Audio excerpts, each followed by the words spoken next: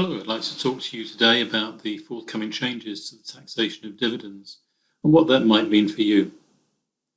The changes come into effect at 6th of April 2016, and there are a few planning points that may lead to some actions that you want to take. There are some fundamental changes taking place in the way in which dividends will be taxed from April next year. One of the biggest changes will be the introduction of a rate of tax specifically for dividends, but there will also be the £5,000 zero rate band for dividends paid in a year.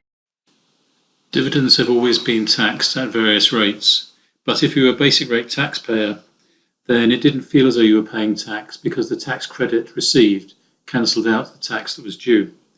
This will no longer be the case, and every rate of tax on dividends will now increase by 7.5%.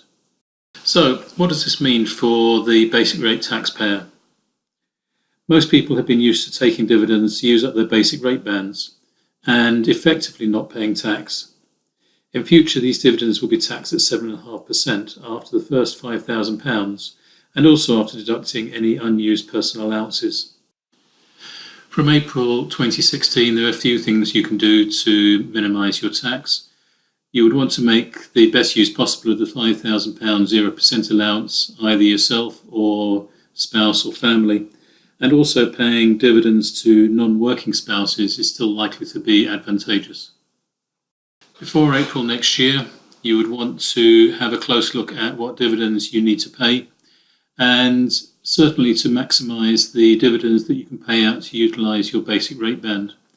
But I would also recommend that you consider paying dividends to take your income up to $100,000, on which you would only pay tax at 25%. Now, not everybody will be in a position to be able to do that, but whichever level of dividends you do pay out, they have to be legal, which means they have to be paid out of current profits or profits from earlier years.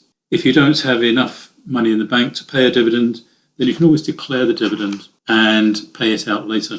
The new rules are clearly meant to discourage tax-motivated incorporations. They will have an impact on the number of incorporations, but it will still be beneficial to incorporate where profits exceed £50,000 in the year, or where the company does not need to pay out all of its profits as dividends. But in the last resort, you could disincorporate.